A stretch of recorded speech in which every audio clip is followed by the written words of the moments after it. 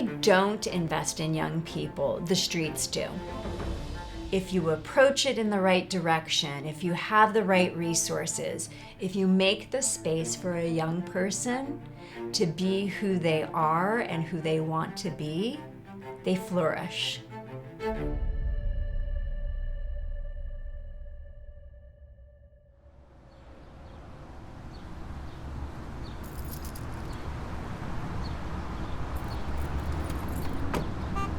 My name is Ariana, and I was born in the Bronx, New York, in 1991.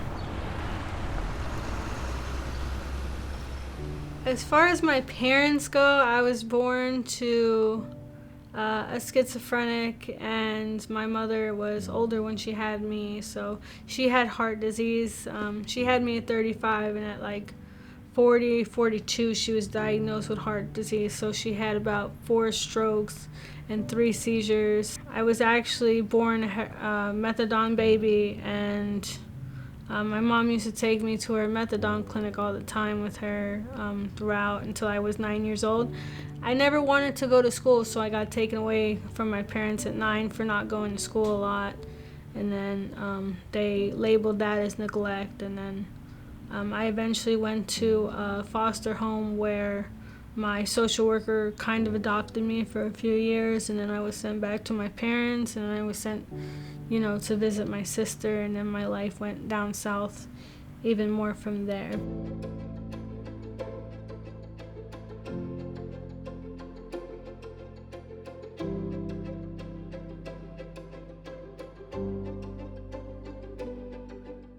My name is Shane Tavares. I am 37 years old, and I was born in West Covina, California. My mom was a methamphetamine addiction, and mom beat me up a lot when I was little. I was like probably 8 years old, maybe 7. They took us to my stepdad, and we stayed with him for a few months, and he's an alcoholic, and he was very abusive. I got placed into long-term foster care, and so basically got lost in the system. But every other day we're eating hot dogs and top ramen. Used to make us put on boxing gloves, and all the foster kids would have to fight each other. So being there was one hell of a nightmare, I'll tell you. After that last family, I ended up going back home at 18 with my real mother. I lived there until things got out of control because, again, she was using crystal meth. So she packed my bags and left them on the porch. I slept outside that night. Didn't have nowhere to go. So at like 19 years old, I'm out here in the streets.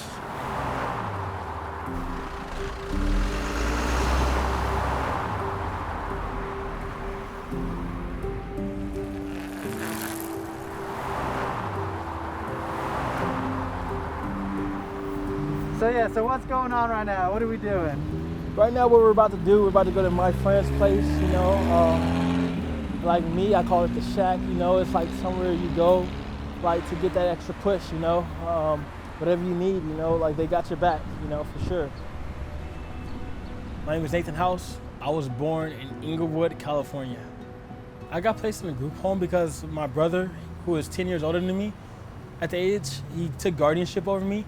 Times was quite tough for me and him. He was taking me to school, working 2 jobs, and supporting me, being very supportive.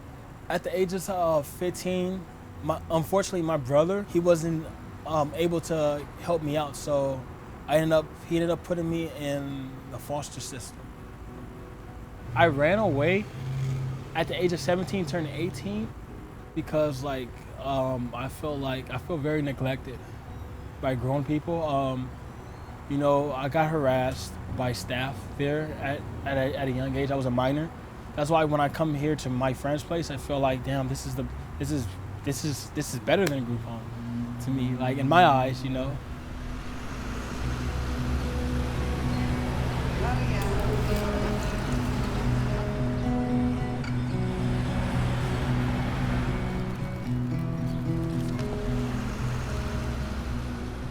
it's pretty easy to understand that everyone likes to do something. And I feel like with our youth and considering their particular place in life, it's just hard to do anything that doesn't require survival. And having something simple like painting or drawing or even coloring really just takes your mind off of things and helps you kind of reset. It's kind of like a coping mechanism that's healthier than most, at least most that our youth are engaged in. That's our main focus, just providing a space where you can take time to work on those things. And whether it's now or later, hopefully they show up and they do a little art. And that'd be nice. Can you talk about what led you to my friend's place? My friend's place was there to hang out with your friends, to eat, shower, to talk to people, to do activities. And I always liked the concept of my friend's place because it's so much easier to say, hey, I'm going to my friend's place instead of, hey, I'm going to this drop-in center in Bronson. That's what brought me here is everyone here. Everyone here brought me here. It felt like welcome home. Well, my friend's place is, to me, is not just your friend's place. It's like your family's place. It's like a place you can like escape and go. Like if you're on the streets or somewhere, you can go to, chill, hang out, do some art and stuff. You know, build your self-esteem up higher than what it was. You know. Hey, how's it going? Oh my, what's up, Cam? Good to see you, bro. Hey Chase, hey, what's up? Hey Jim, hey, how you doing? My name is Stephanie Tavares, and I'm from Los Angeles, California. My mom had 10 kids, 9 girls, 1 boy. My mom tried her best with the first couple, but, you know, she's an addict. And I think being a former addict, I literally do not blame her. I don't fault her because I cannot imagine being an addict with Kaylee. I couldn't. She was a strong woman. So my aunt took us in, but they were really devout Jehovah's Witnesses. We weren't able to go outside. We weren't able to have friends. We weren't able to hang out with people of the world. It was just, we didn't eat well. You know, everyone was so freaking fat in the house, but my mom's kids were just skinny and malnourished, and it was horrible. So when I did run away from home, I felt free, but then I got caged again. I got sent to a state hospital for 2 years. The most horrible conditions ever. I mean, we're talking staff molesting you every day, staff beating you every day, until someone finally spoke up and they shut the place down and got us all out of there. We all got separated into different places. I went to a wonderful group home called Vista Del Mar, Child and Family Services. It's in Culver City. So when I left there, I left at 16, went to a foster home. The mother was really awful. She made me and the other foster girls fight, like fist fight, as if we're in a boxing ring. And I had enough. And I left one day, and I remember walking through Hollywood, and I was passing Denny's on Sunset, and everything was so bright. I've never seen so many bright lights before. That's what led me to Hollywood.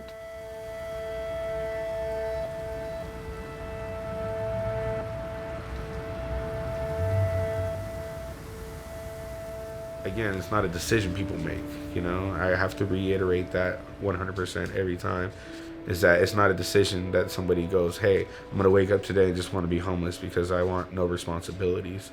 Please, most of us are dying for responsibilities just to get off of what is really going out here, you know. Like I rather have a gun pointed at my head than sleep on the streets.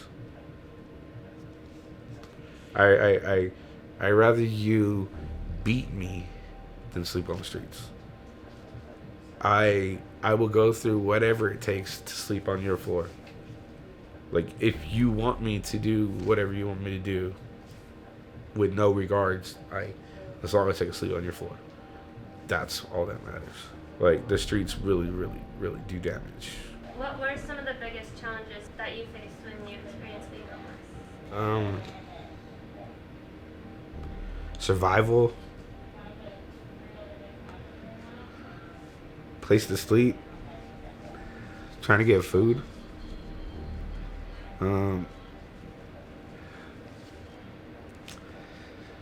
worried about being alive the next day. You piss somebody off on the streets, it just don't go away. You gotta look over your shoulder, or you gotta keep one eye open while you're sleeping, because you just don't know. It's like you can piss someone off, you can duke it out, and you think it's over. It might not be over, and it's a hell of a struggle to try to figure out what you're gonna do next in order to protect yourself, feed yourself. That's why I'm trying to bring awareness to this, because a lot of people don't understand that just because you see someone on the side of the street doesn't mean that they're just only struggling with being homeless. There's a whole lot more to it.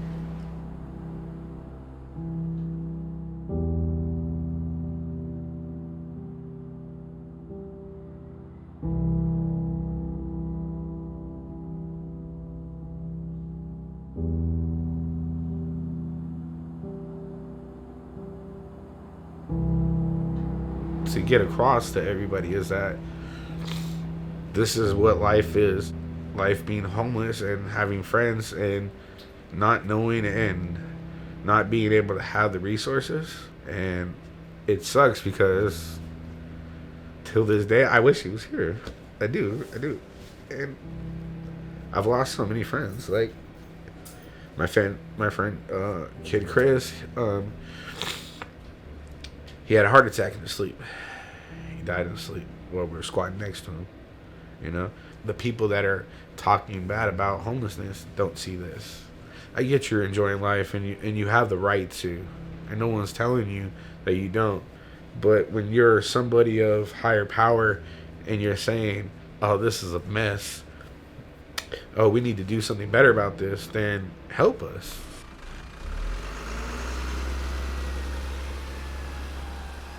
I just wanted to take a minute to show you where I used to stay when I was homeless.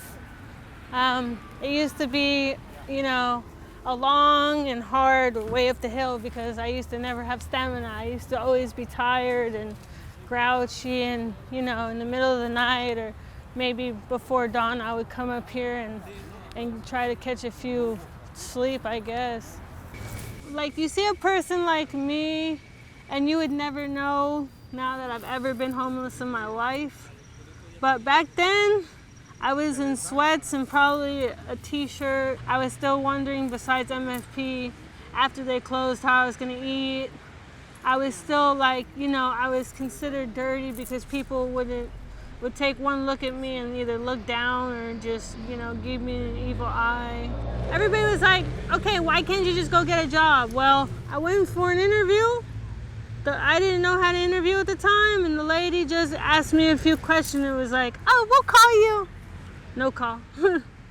I interviewed at the Subway places, the ones on Sunset. I went to a staffing agency. At my friend's place, they did help me out with my resume, and I think, that was a big change. But everything you do without a car, without money, without transportation is always time consuming. So I remember those early days when Ariana was applying for what would have been her first job, and she was relentless.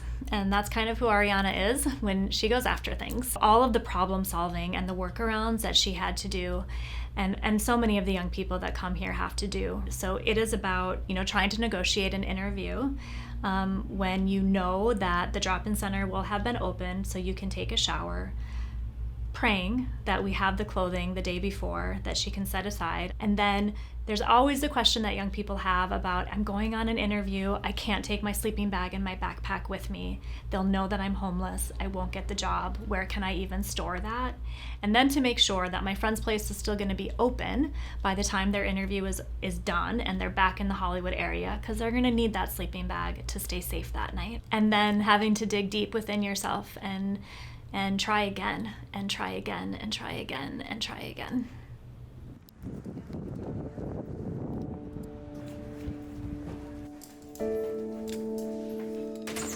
I have long QT syndrome, Epstein's anomaly, end-stage heart failure, and cardiomyopathy. I got this heart problem, these heart conditions from my mom, She was a heroin crack addict when I was in utero.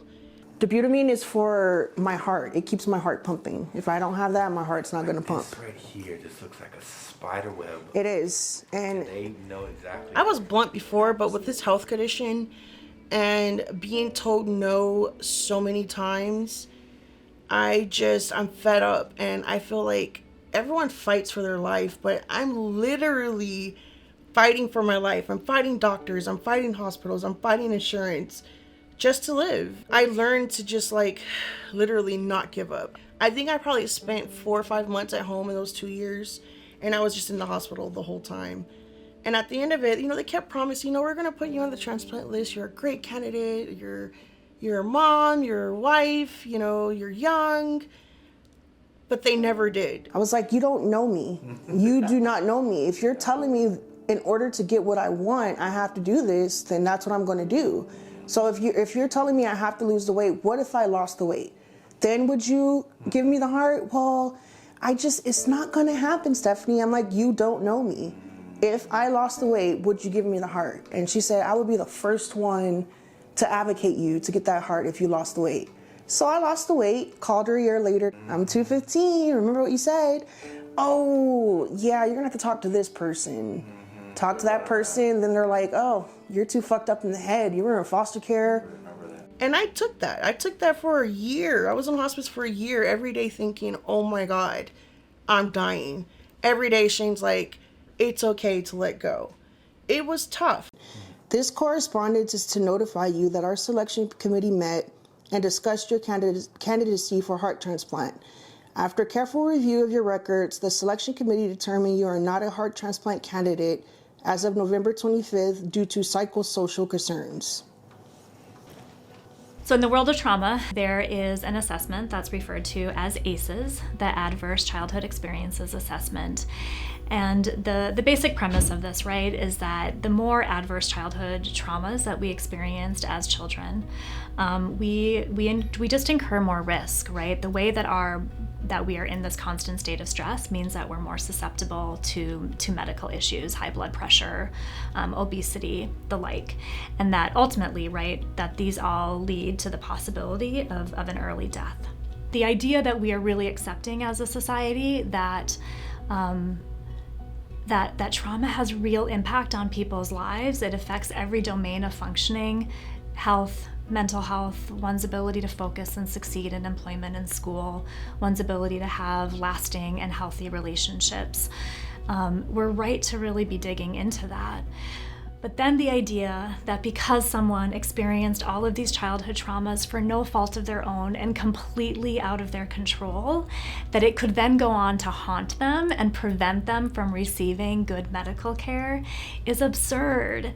And I think the question that we don't ask enough of, right, is I understand that you experienced all of those traumas. Tell me about your recovery. Tell me about your healing journey. Tell me about the badass person you became because you experienced those traumas. And tell me about the fight that you have in you that is never going anywhere. Like, my experience of Stephanie is she has a light and it doesn't just flicker off.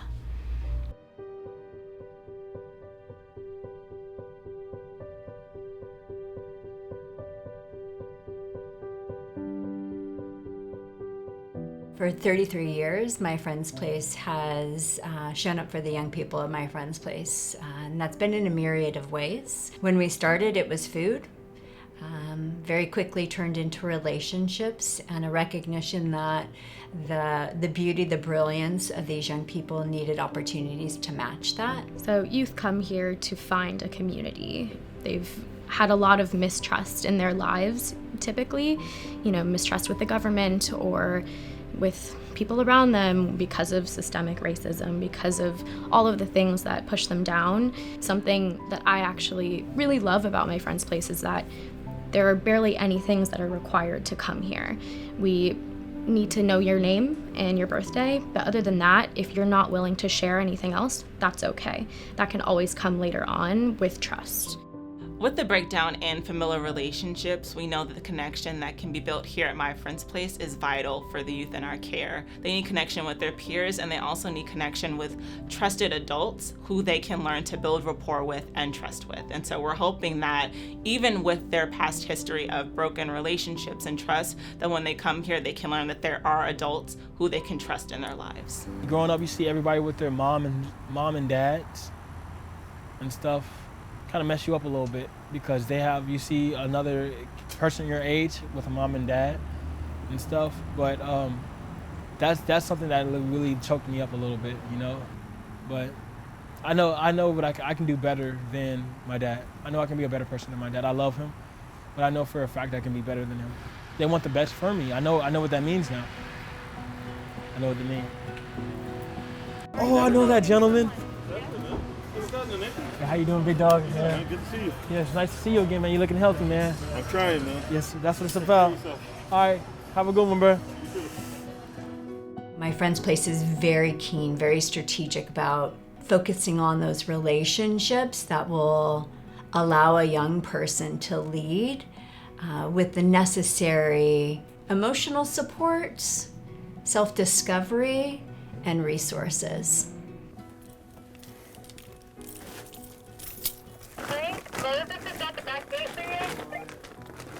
The critical service the Safe Haven team at My Friend's Place provide is we offer our clients here basic needs. So the basic services that we provide are showers, clothing, food for the day, and just basic human connections, since our team is the first point of contact for all the youth that do come to My Friend's Place. We have a lot of youth who come here because they find this place a safe place. While they don't see anywhere else as safe, they'll just come to the workshop because this is where I could be me. This is where I could be the me I like. This is where I could be the person who enjoys something. Not the person who's always worried, not the person who's always afraid, but a person who enjoys something. And I feel like a lot of us take that for granted.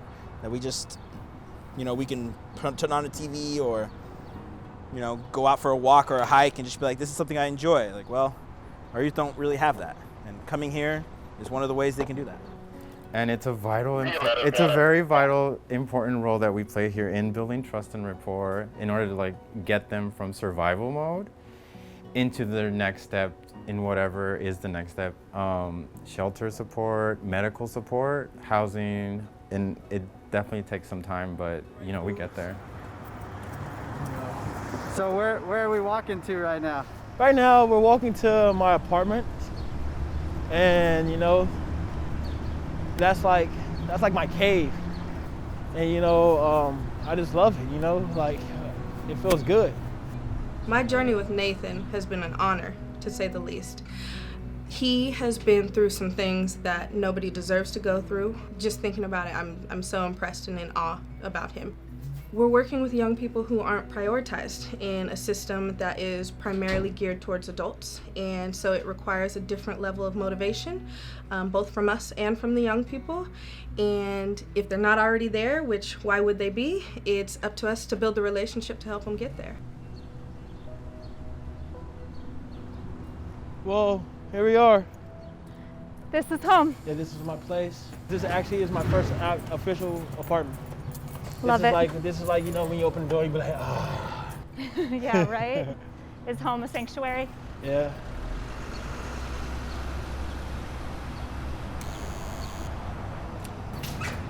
What's like that feeling that you finally got your spot? It's a feeling like, when you turn on a movie, press play, and it's like the beginning of a movie. This is where it's gonna start for me. This is where the record gets set and stuff. Sky is the limit. There's a lot of different stories of people, whether they're rich or poor, where they come from, and this is where it starts.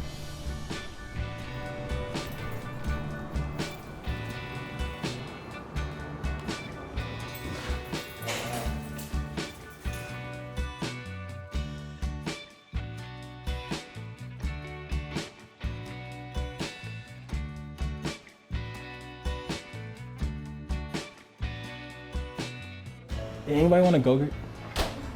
A Go-Gurt? Anybody want a Go-Gurt? You want a Go-Gurt?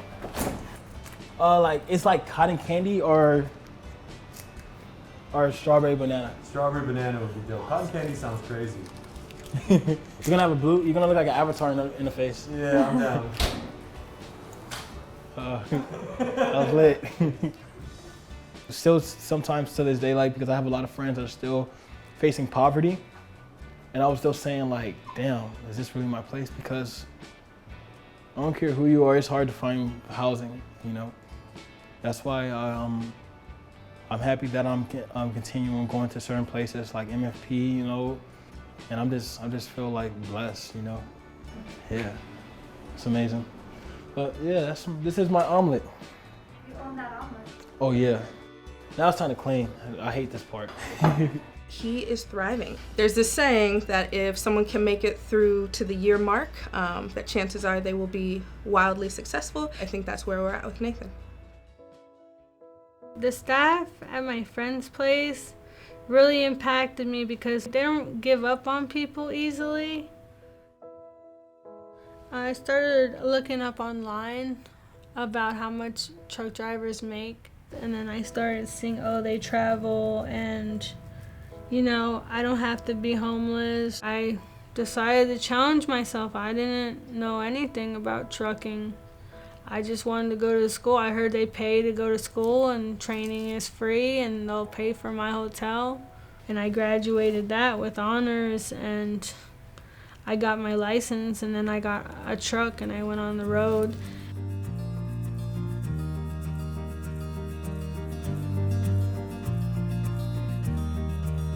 And then after that, I met my future husband and I started driving with him. Right now I'm on a 26-foot box truck for UPS with a lift gate. We were able to move into a 3-bedroom and get a nice Kia, 2022 Kia, and things I never thought that I would ever have in my life. So if we can really imagine that homelessness is existing in this constant state of trauma with this constant threat to life and limb, how could we even imagine that young adults experiencing this sort of trauma could move forward, move beyond it without incredible support like the support that My Friend's Place provides? When you're 15, 16, 17, 18-year-old, you're still young. Your mind can be shaped and formed into something better. And I think that's where My Friend's Place comes in at. They help shape and form our mind into something different. They showed me that it's okay to say what you want. That's where I got the self-advocating from. And it just never stopped. Once I started seeing results, I was like, what? My mouth can actually make that happen? Let's do it. They were telling me no matter where I went, the rules are going to be the same. No other hospital will accept me. They denied me and tried to put me on hospice again. And I said, no, I'm not going to do it. There's other places who would love for me to be their success story. And then I called Cedars, and Cedars wanted me, Cedars-Sinai. And I got there December 6, 2020, and got put on the heart transplant list December 8th, 2 days later. Just in 2 days, got on that transplant list. And that's when I learned never to take no for an answer. And I didn't, and now I'm just waiting for that heart. It's been hard living. Every day is a freaking struggle. I just got airlifted 2 weeks ago and was almost dead. And here I am during an interview. It's weird. It's crazy. And it's God. It's My Friend's Place. It's my Steph Strong community. It's my daughter. It's a lot. I gotta honestly say, like, being in the statistical pool that we were in, we made one hell of a life together, you know, Yeah. and we still have more to build. We're just made for each other. Wake up, you guys. It's time to go to the doctor. It's time to take mommy to the doctor. I got a cool little partner here. You know, you have somebody there to walk with you through it, it becomes easier. And that's what we got.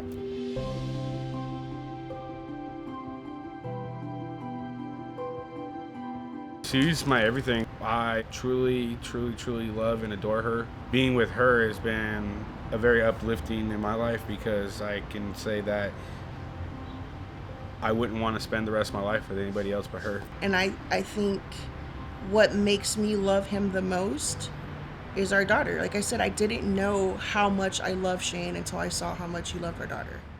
What are we making, by the way? A bacon burger. No, we're making BLT, bacon, lettuce, tomato sandwich. Oh, okay. All right, let's get to the bacon. Do you like helping out? Yeah, it's better than cleaning my room. Stephanie instilled in me that I'm better than what I think I am, man. I mean, I could cook, but when I found out that he could like cook, I stopped cooking. I've worked for the likes of like a few celebrities like Arnold Schwarzenegger, Kevin Hart, Zach Braff, Kevin Hart, for John Cena, Vanilla Ice, Adam Sandler, Raven Simone, Jennifer Hudson, Raven Simone. Chief Rebber from Grey's Anatomy. Cheech. I cooked for Cheech too.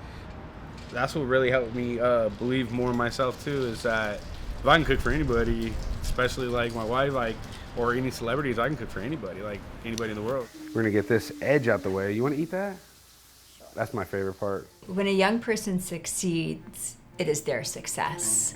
And if they can have the sensation of having extraordinary partners that believe in them and listen to them and help co-create possibilities, you can take that in life wherever you go and trust that it can happen again. I know that I wanted to be successful, and I've always been chasing what my version of successful is. I've come a long way. I'm just proud that I didn't think I would make it past my 22nd birthday. So I'm very happy that I'm gonna be 30 this year.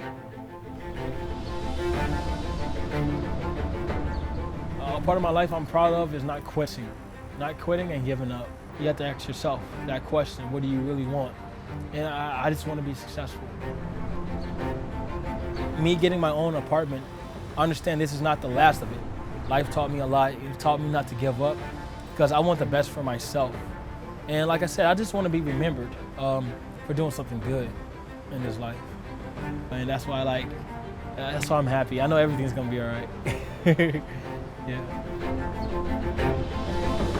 Because with those opportunities, young people will thrive. They'll thrive in ways we've never imagined. They will be someone that you step up alongside and not over.